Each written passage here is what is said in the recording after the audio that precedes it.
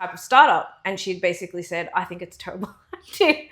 And she said the same thing, but she also knew the challenges around having a marketplace also. And she still says it, and I'm like, well, she's still supportive. Every time I tell her things, she supports me, gives me ideas and suggestions.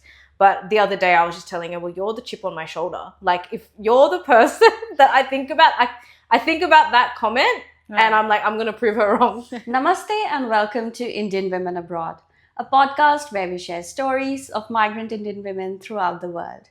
For today's episode, I have with me Megha, who is the founder of Kifaayat. Welcome to the show. Thank you so much for having me, Mrinal. And now, like you told me, you were only 6 months old when you moved from India to Australia. Yeah. Can you tell me, like, obviously you don't remember what that experience was like, but what was it like growing up? What is essentially like an Australian environment? The earliest sort of memory that I have from my childhood is probably around the time my sister was born. So I was about like 5.5 years old. And then after that, like, I know I had a lot of Indian friends, like family friends and stuff, but my school at that time was quite multicultural. But then I actually moved to an area where there were like, no Indian friends. It was very new. It was like tough making new friends as well. And I got to a point in my life where, like, I was growing up with Indian TV, having lots of Indian food, but like no one, none of my friends would actually ever understand why I was vegetarian or why I was like watching Kyuki Saas Bhi Kabhi Bolti instead of like ABC Kids at the age of 7 or 8. So yeah, it was definitely very tough at that time where you're kind of growing up, you're starting to make new friends and no one really understands you. And even when I went to, was in high school, again, I didn't actually have many Indian friends, like a handful of Indian friends at school, but my school just wasn't I didn't really have a community there either. So even that was quite tough as well. Like, what type of food do I take to school? I don't want to take dal chawal in a tiffin to school, So those are the kind of challenges that I probably experienced as I was growing up in Australia. It was only really when I kind of got into university where I made some Indian or other South Asian friends who kind of went through the same journey as me as well. It's kind of like at the end of year 11 and 12, I made one Indian friend and we became really, really close. I'm talking about school friends. Obviously, I had my family friends and best friends outside of that, but the people that you see every day, Monday to Friday when you're at school, that was something like no one could really relate to in terms of all the experiences that I had. Even the little things like being hairier than my Chinese friends, like they just wouldn't understand that. So, and then it like also all the cultural element, like all the Indian festivals and things like that, where you're celebrating these things at home, but like, how do you explain it to someone else outside of your culture? Whereas I think kids nowadays are really lucky to experience that, like in Australia now. Like, there's so many festivals, so much stuff happening where in the early 90s, 2000s, we didn't have much of that at all. So yeah. Right. And you mentioned like when you switched schools, there wasn't like a lot of people, from different cultures. So how did this introduction to Indian Bollywood culture or music come about? Was it like influences from home or, extended family? Like you said, you were watching a lot of Kyuki Saas Bhi Kabhi Bahuti and all these music channels that other kids couldn't relate to. Yeah. Where did that come into the picture? To be honest, I think I can also speak Hindi quite fluently because of this as well. And I think it's because we grew up with Hindi TV. So my nani came here to stay here for 3 months. So my mum decided to install, Hindi TV, like ZTV, Sony, all of that. And I think that's why me and my sister can actually speak Hindi so well. We're kind of more engrossed in our culture. You learn so much just from watching a lot of television. And all the movies and everything were just on, like, it was just on TV all the time. So I think that's where that connection came to our culture more than anything else, because we don't actually have any like cousins or anything here. We didn't back in the day that we could, share those events or things with as well. Okay. And that's actually very interesting because a lot of people that I've spoken to that I know, they're not actually that tapped into, the Indian, I don't know, the environment that you grew up in. Yeah. But the way you speak about it, it sounds very similar to someone who would have grown up in India. Yeah. Like Yeah. a lot of people don't know their mother tongue. If Yeah. you know, like you were 6 months old when you moved here, but like essentially you grew up Yeah. Australian, like in Australia. Yeah. But a lot of people who were born here don't know their mother tongues or don't know about pop culture like you do. Yeah. So did that sort of make a difference with your peers as well, like someone who was an Indian Australian, but you couldn't connect with them because they weren't watching the same things as you?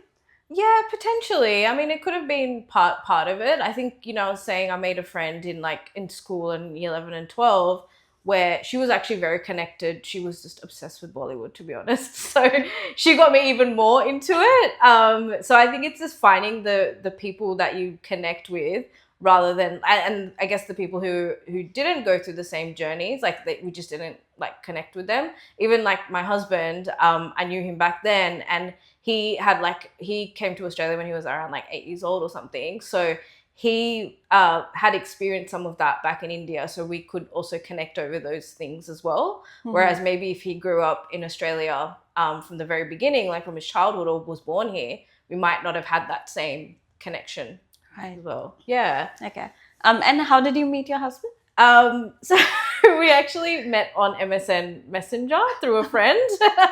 We were 14, but we didn't start officially going out until we were around 16 years old. And then my mum basically caught us because I was going out on a date. But then she's like, I basically said, can I tell this story? It's pretty funny. Is it Yeah, of course. okay. I basically said, can I speak in Hindi or no? No, go for it. Okay, Yeah. I was in year 11. I told my mum I was going to study, but I was all dressed up and stuff.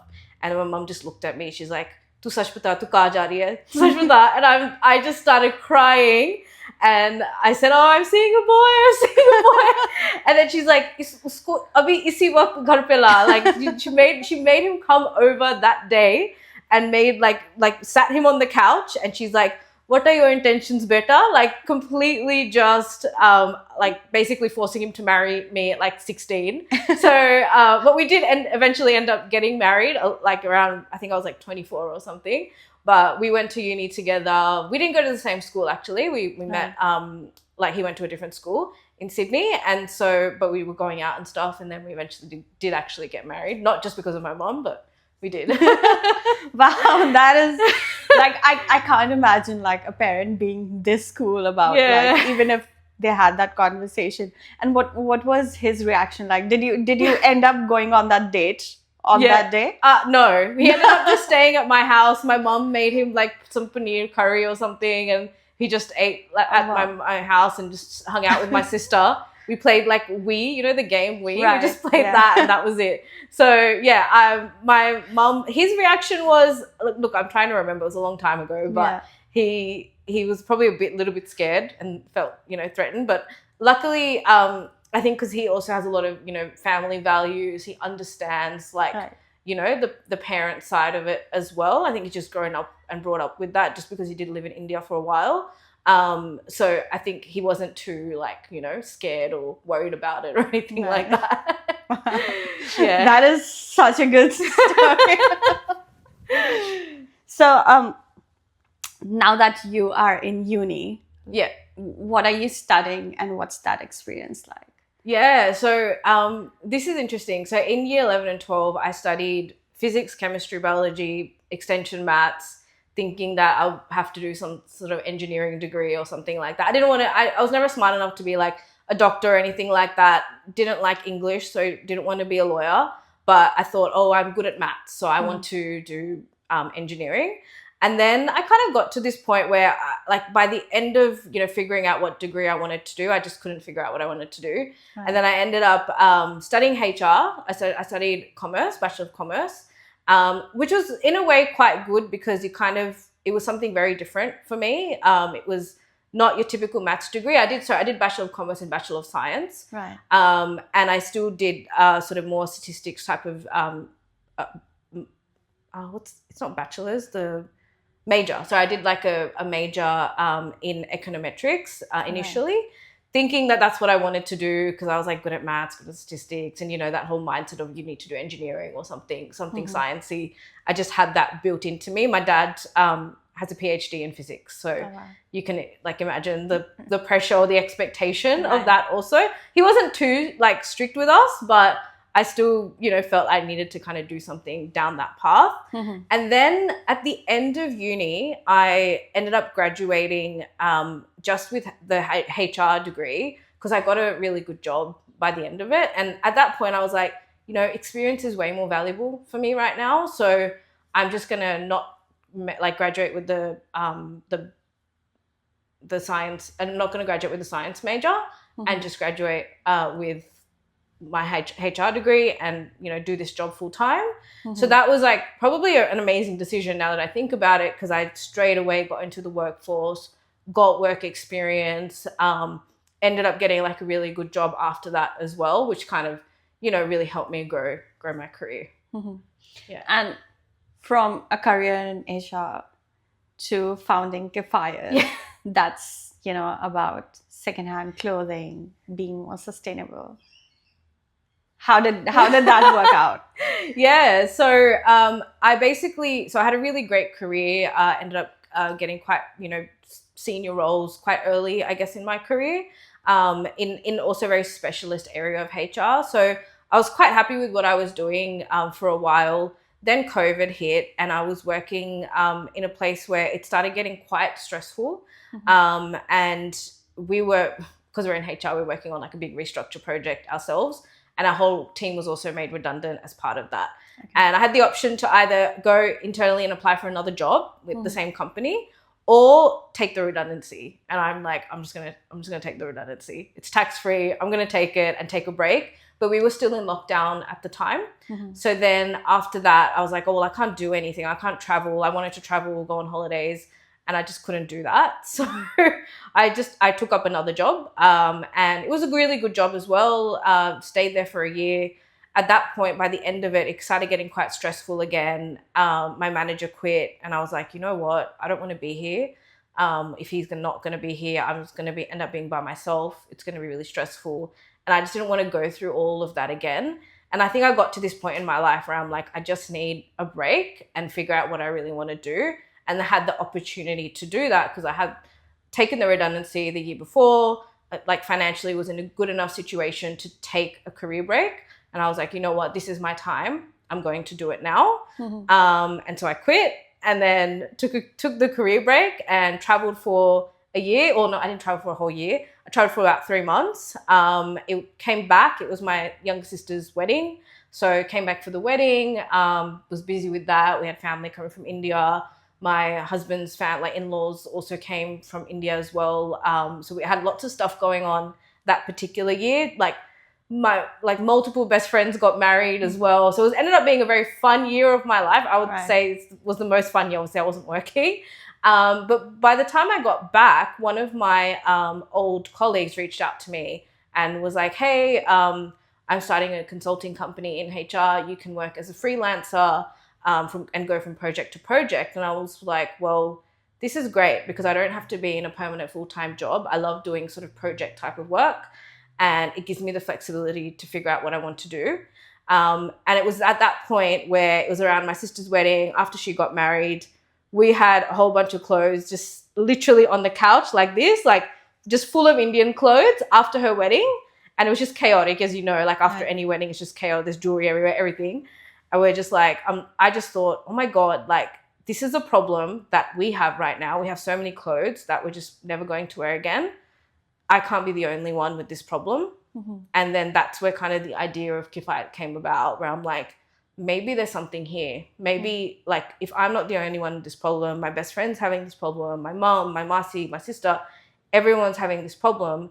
Clearly we have too many clothes. And I also knew at that time, like sustainability, the sustainable fashion, thrifting, it was honestly like a really growing space, and it still is growing exponentially. So I knew it was kind of a really good time to start thinking about something like this, because there was nothing like this in Australia, except for like, I guess, Facebook Marketplace, which is a bit of a mess. So there was nothing that existed where we were promoting sustainable South Asian fashion, sustainable like ethnic wear. Obviously, ethnic wear itself is sustainable. It's more the circular component of it. Well, most ethnic wear is sustainable unless it's made through fast fashion methods. But we weren't really talking about the circularity of it all. Like it literally, people are wearing their outfits once or twice. Even if you look on Kifaayat, most things have only been worn once or twice, or never worn at all, because people just don't get a chance to wear them. So what's happening with those clothes at the end? Yes, sometimes they're getting donated, but they're not always getting donated. They're just sitting there, they're going to the bin, or like people aren't able to take like a 30-kilo suitcase back to India to donate it to someone either. So it's literally just there collecting dust. So there's just this huge opportunity of our other wardrobe, you know, of clothes. I'm sure you also have like another wardrobe or suitcase full of, you know, your ethnic wear. So it's just the same thing. Like we're talking about our Western clothes and sustainable fashion and circular fashion. Why aren't we doing that for our ethnic wear?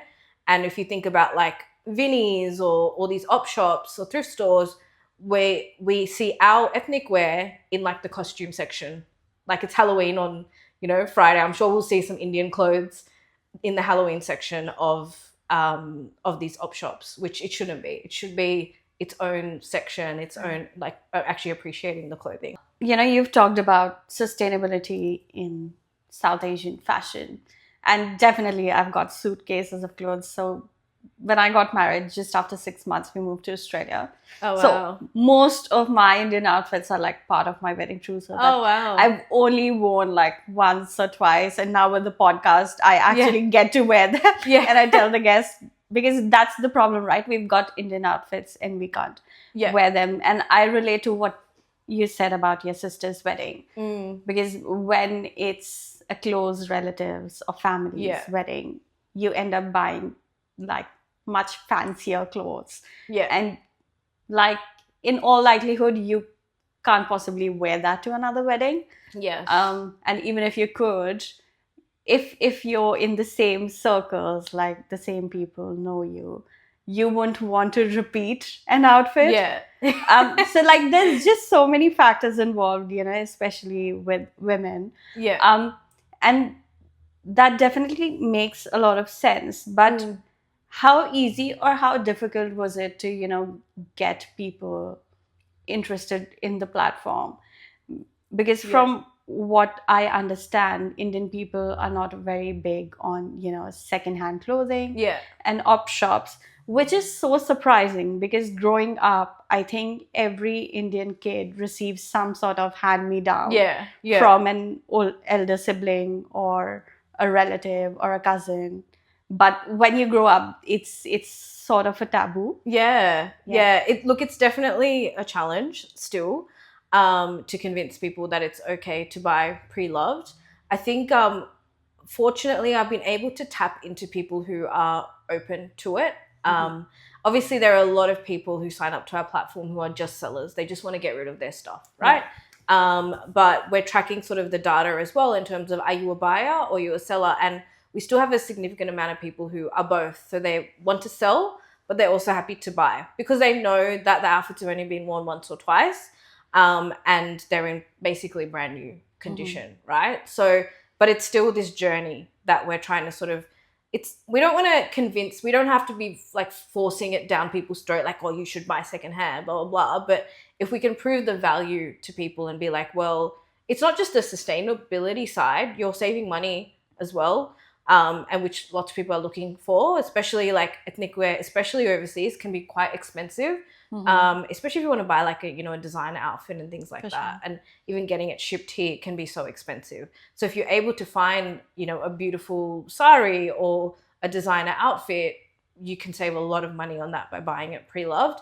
And then I guess the other element of that, it is sustainable. So kind of our messaging, we're kind of thinking about our messaging as well for Kifaayat generally, is do we actually want to keep, telling people it's sustainable, No, there are so many other benefits associated with it. But we're constantly sort of reviewing the way we're strategizing and our brand strategy at the moment around how do we actually position Kifaayat other than just it's a sustainable or circular fashion platform because it doesn't resonate with everyone, like you mentioned. And a lot of the people that use our platform might not always be, of the South Asian descent. They could be people who who don't go back often to their native country, or they might be like Fiji Indian, where, they go to like, they still want to wear like all the ethnic wear and stuff, but they might not go back to Fiji, or they don't go to India and stuff to go shopping. Or alternatively, we have a lot of non-South Asians buying off our platform who are attending an Indian wedding or South Asian wedding. So that we get a lot of that as well on our marketplace. And when you started, and like when you planned to start Kifaayat, how did that conversation go with your partner, your family? Were there, people who said the same things I said, like who's going to buy secondhand Indian clothing? Indians don't do that. Yeah. I mean, that was like probably the number one comment, right? So my mom was really supportive. Like actually my parents were like super, super supportive. So was my husband, my mother-in-law, everyone. My sister, however, she at that time she used to work at one of Australia's largest, like most successful marketplace startups. And a marketplace is really hard because you've got two sides. You've got the buyer and the seller, and you're marketing to both. So it's one of the most hardest business ideas to implement. And, we're still struggling. We're still learning along the way. And she worked at that type of startup, and she'd basically said, I think it's a terrible idea. And she said the same thing, but she also knew the challenges around having a marketplace also. And she still says it, and I'm like, well, she's still supportive. Every time I tell her things, she supports me, gives me ideas and suggestions. But the other day I was just telling her, well, you're the chip on my shoulder. Like if you're the person that I think about, I think about that comment. And I'm like, I'm going to prove her wrong. So, she was kind of like one of the people that was like, well, I don't know if it's going to work because of that reason. And I still get people asking me, Indian people aren't open to secondhand.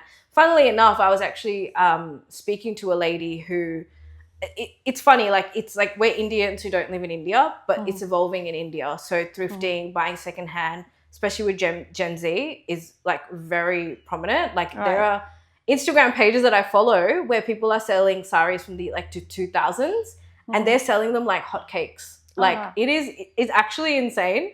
So that's one part of it. And then I spoke to this lady yesterday, and she said her sister in Gurgaon, actually in Delhi, they actually had like a clothes swapping event as well on an annual basis. So it's all, buying, it's basically sharing your secondhand clothes in circular fashion, and for Indian clothes as well. So it's happening in India, and I think it's just we need to change that mindset out for us living outside of India as well.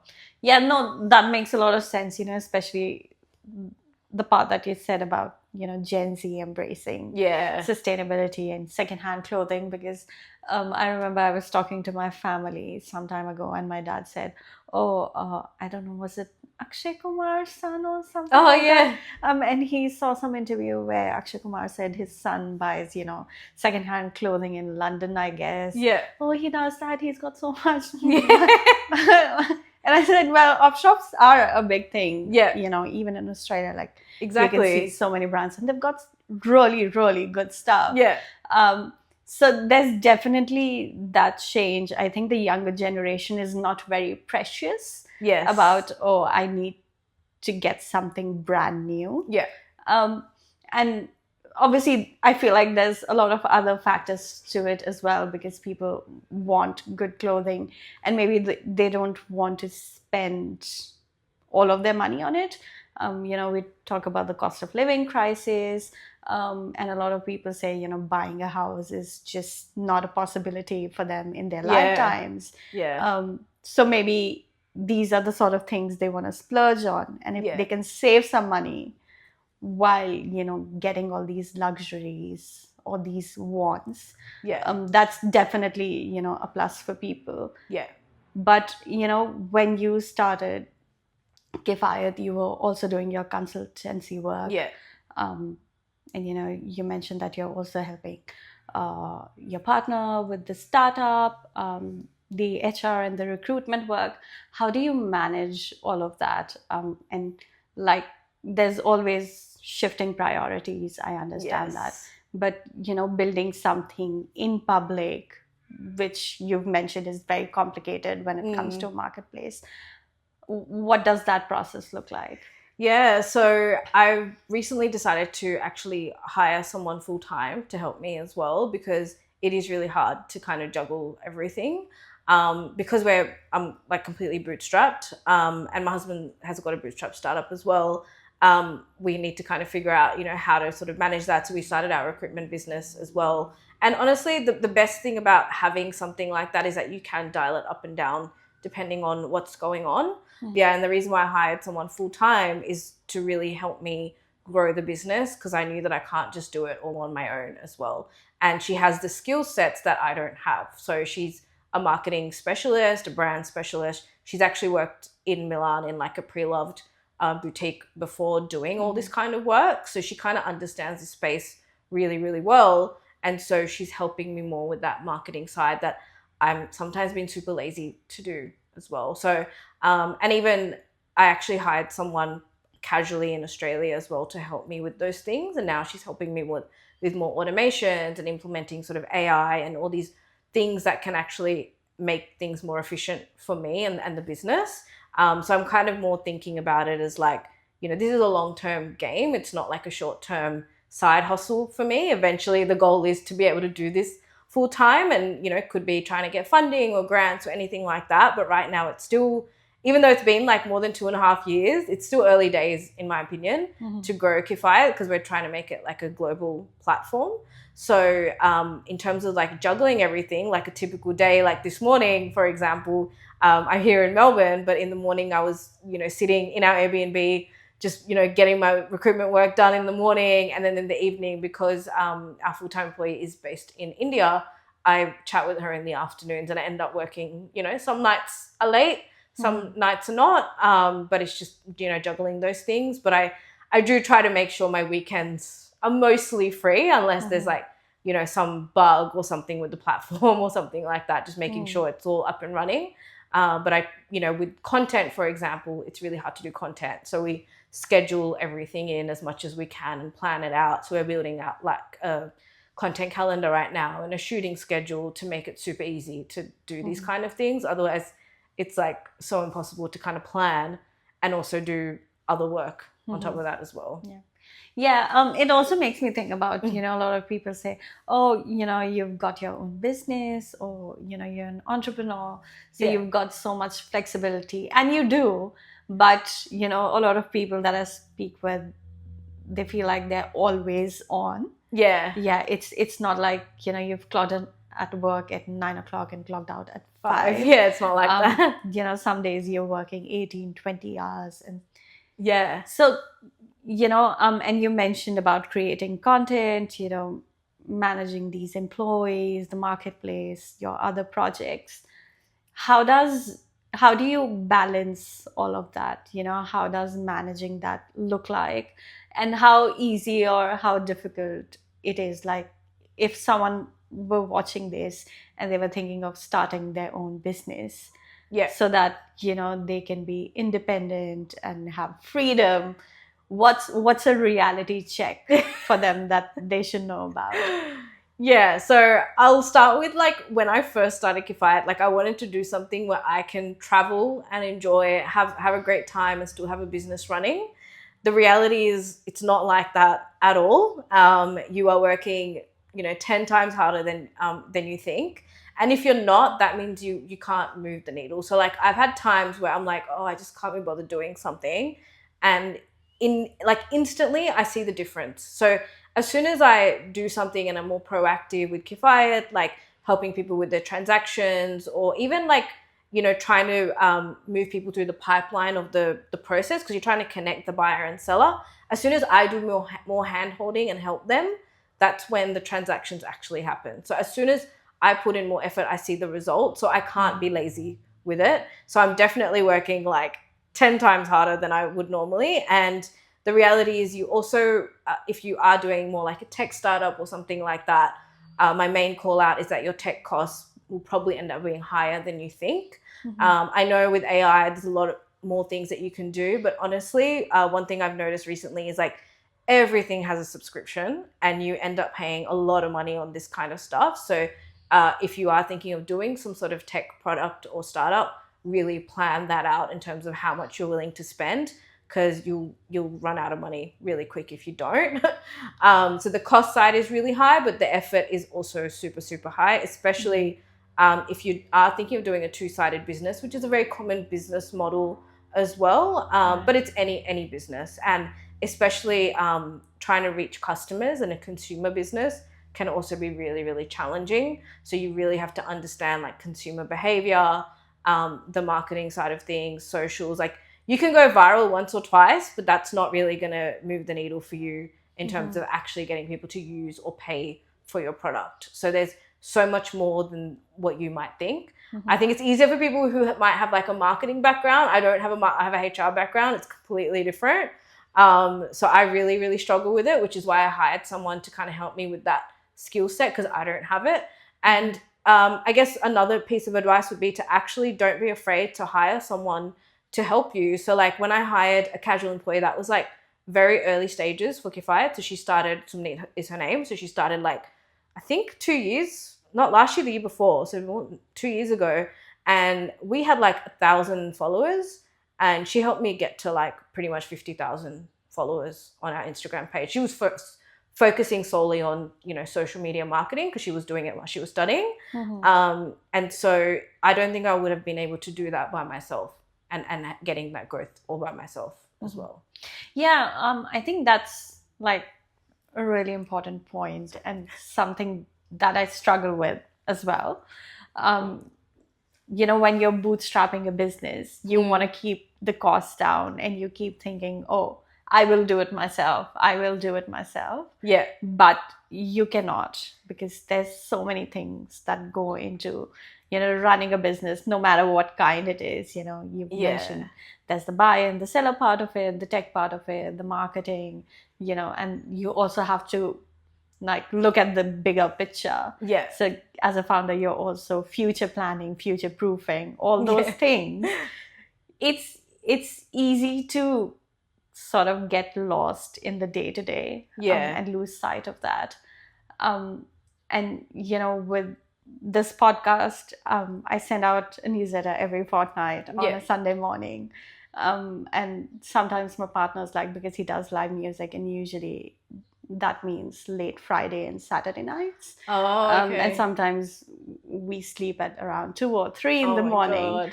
And if the email is not done, I'll put an alarm for 9 a.m. in the morning. Oh my God. That, no, I need to finish this. Like, because there are certain finishing touches once the videos go live. Yeah. And that's when I send the newsletter. And, at the start, he was like, it's okay if it goes out a bit late.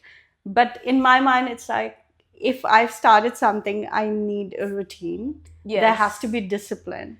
Otherwise, you can just, things fall off the plate so easily. Yeah. But also asking for help is so important. Yeah. At first, I thought I could edit all these videos by myself. I cannot. If I did, I possibly cannot. Yeah. So protecting your sanity is also so important when you're doing something like that. 100%. I completely understand. And so I'm that type of person where I just want to do everything myself. Same. But actually my husband's really helped me with that. Because he has his own business, he's really good at being hands off and managing other people. And he's had a team for a while. And so he's kind of helping, guiding me through that too. He's like, it's okay to let go. It's okay to let go and, train the other person up to get those skills, but also it's helping you and you can focus on other things that are really going to help your business as well. All the little admin things or things that take up so much time, you just can't do everything yourself. Yeah. Especially like editing a podcast. Yeah, because these conversations are 1.5 hours long. It's not that you couldn't do it. Yes. But you could give it to someone else who can do it better than you, and you can do the things that you're good at. Exactly. And I don't know if it's a very South Asian, very Indian thing. Indian women in general are not very good at asking for help. Yeah. I've noticed it with women in my family, friends my age. It's easy to sort of suffer in silence Yeah. and keep doing it, but it really takes a toll. Yeah. You know, like a lot of people we've had on the podcast. I remember Deepa, we had her on the show, and she said that my husband tells me the house does not have to be clean today. Yeah. It's okay if it, you know, gets vacuumed, I don't know, 2 days later. Yeah. Or if you order takeout. And I was always that person, oh no, we shouldn't be doing that, because I grew up in India. You know? So it's a very different environment. You have help around the house. You know? Yes. You have domestic help. They help with the cleaning and things like that. Yeah. Oh yeah, you're supposed to vacuum and things, and there have to be certain compromises made. Yes. That takes a lot of time for you to be okay with. Yeah.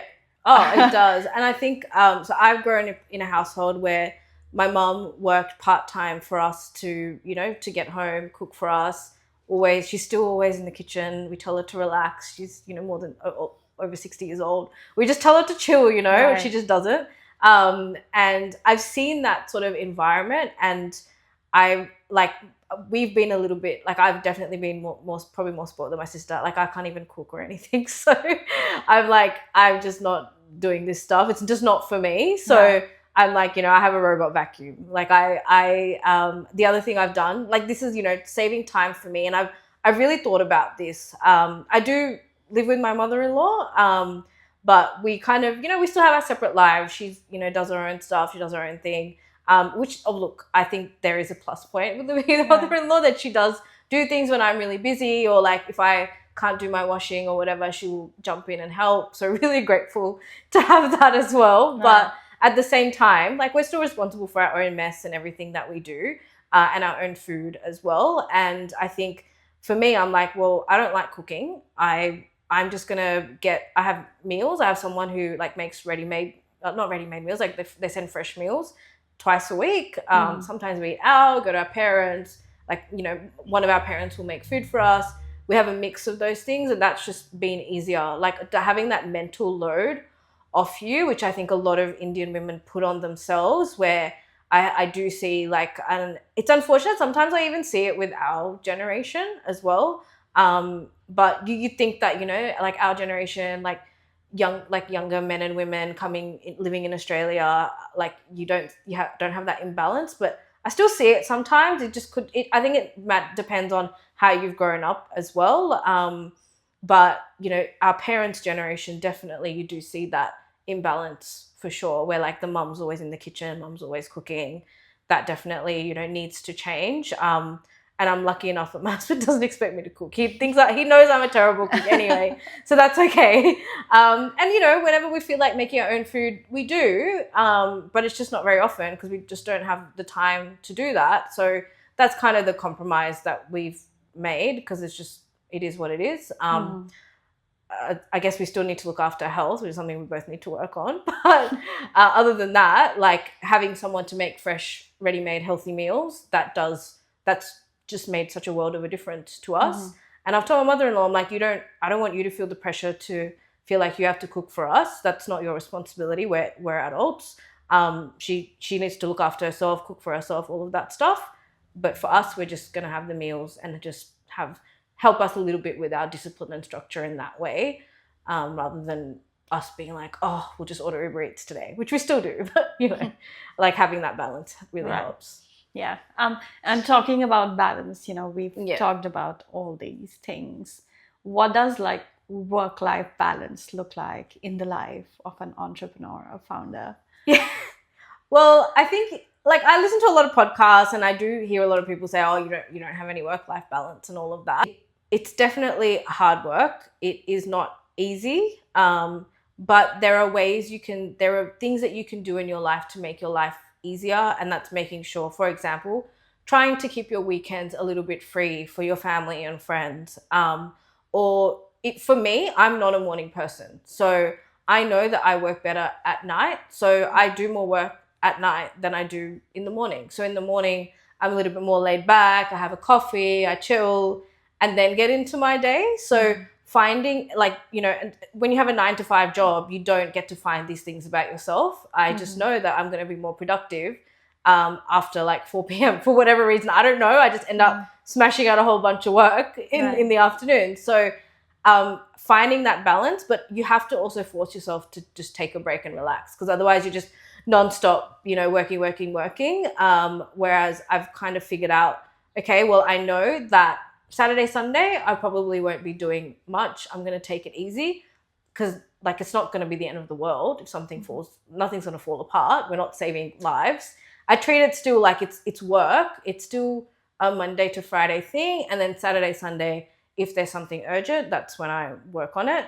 And for me, like one of the things the reason why I wanted to kind of have my own business and have that flexibility was so I can travel and live my life. So I try to make sure I'm going on have something to look forward to, like a holiday or a break, traveling like with family or my husband and I just make sure I put that in my calendar for the year when things are little bit more quiet. So because we do recruitment and HR, sometimes that's around December, January, which is for a lot of people anyway. So we try to like take a break around then and visit family or whatever as well.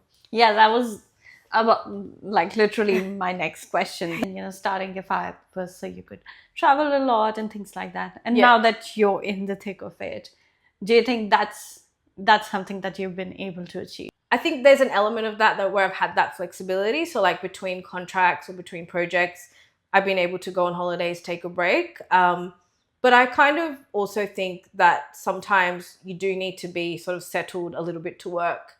And now I'm kind of like, maybe initially I thought that I could take my laptop with me and work from other places. But now I'm like, I'm rather kind of do my work and then take a big holiday instead. So I'm kind of seeing if I can do that instead now. Like I'm planning to go on holidays around December, January, Feb. And instead of, you know, constantly just feeling like I have to work there, I will try to take a little bit of a mental break for some of the time. Not all the time. I won't be able to, because I have a business to run. But I think initially what I thought is that, you know, I could just take my laptop with me and sit anywhere and work. I can sometimes, but sometimes you just need to be a little bit settled, because then you don't have the discipline as well, which I've noticed if I don't sit somewhere, I don't have a desk and stuff, I just don't do work properly. No, that makes a lot of sense. And, you know, with Kifaayat, now that you've built this community, what has the response been like? And in an ideal world, what is your goal with the platform? Yeah, so in an ideal world, I want Kifaayat to be the #1 platform where people can buy and sell their pre-loved desi clothes all over the world. So that includes India as well at some point in my life, but India is just a whole other kettle of fish, right? It's a big market to tackle. I get a lot of requests to bring Kifaayat to India as well in my comments, DMs, all the time. But I think, you know, eventually we'll get there. The response, so now on our platform, we have 13,000 users signed up. We have about 4,000 listings that people can buy on the platform, but it's still been challenging, especially on the buyer side, I would say. To your point, there's probably that cultural element to it as well. And because of that, at times, like I'm just being transparent, because of that, sometimes the sellers feel, oh, like, you know, I listed it didn't sell. So then they get disappointed. So there's that element of that. So what we're trying to do now is, you know, gather the feedback from anyone and everyone throughout the whole transaction process, the listing process, where people are struggling, how we can make it easier to list as well. And then on the buyer side, like trying to make sure we have more sort of curated listings of items that people are genuinely actually shopping for and looking for, good quality listings. Like there are a few things around marketplaces that we can do to help with that. So we're kind of reviewing, you know, end to end, the entire platform, the user experience, getting that feedback. And then there are actually people who have sold multiple items on Kifaayat and have bought multiple items on Kifaayat. So getting them to sort of, you know, give us reviews, public reviews, so people have that trust as well. And I've, you know, been experimenting with doing like in real life events to see what the response is when, you know, you physically see and touch the clothes, or Or is it that we need more video? Like we need videos on our platform, like all these little things that we're kind of trying to gather feedback for. Now that you've had this platform for like 2.5 years, Yeah. are there any particular anecdotes or customer stories that really stand out to you? Yeah, so one of the most like exciting stories is one lady, I actually did a customer interview with her, and she's like, oh look, I just wanted to chat with you and tell you that for my brother's wedding in India, I bought all my outfits on Kifaayat. And Oh, I was wow. like, oh wow, that's like amazing. So she's like, yeah, like, before I used to have Lashkara, Pernia's pop-up shop, all those tabs open on my computer all the time, and now I have Kifaayat as another tab open, and we're always wow. shopping. So she's one of our like top shoppers on the platform. So that's probably like the highlight story for me. Perfect. And for my final question, Yeah. I ask this to every guest on Okay, yeah. the podcast. For someone who's watching this and they're thinking about moving, or they've just moved, or they've been here for a long time, what's that one piece of advice that you can give them? Like if there was just one thing that they could take away from you as a person. I do speak to a lot of Indian women who have moved, to Australia as part of, they've been working here for a few years now, just moved. And the biggest difference that I see between really great candidates and not so great candidates is their confidence in their communication. So one, like I'm sure most people, if you are moving abroad, the first thing you're doing is looking for a job. Right. And I think having that confidence in your communication style, not being afraid to bring out your personality, it makes the world of a difference when you're talking to someone, even on the phone, and just being really proactive throughout that sort of recruitment process. I know it's not related to being sort of entrepreneurial, but I think it applies to everything that you do. It applies to networking events. And it's something that I'm personally not that great at being confident at these type of things. But when I'm doing, like as a recruiter, I do definitely see that difference in South Asian women. The women who are way more confident definitely excel more in their careers, because I think that's kind of the nature of, the culture, like especially in Australia, even America, Canada, all these countries, you see people who are extremely confident in the workplace, and that's just that's kind of how you succeed in the workplace as well, or even in business. And I think it just makes such a difference. Amazing. I think that's really, really helpful advice, because a lot of people who move abroad, I think they struggle to get jobs in their fields for years and years. Yeah. And definitely confidence is a really, really big factor because of, there's a lot of colonial hangover, you're in a new environment. So showcasing your personality can definitely be a challenge for people. Yeah. But for everyone who's watching this, I hope Megha's advice helps you. Thank you so much again for, taking the time, having this conversation with us. And thank you so much for watching. If you like this episode of Indian Women Abroad, please like, comment, share, and subscribe, and we'll see you next time.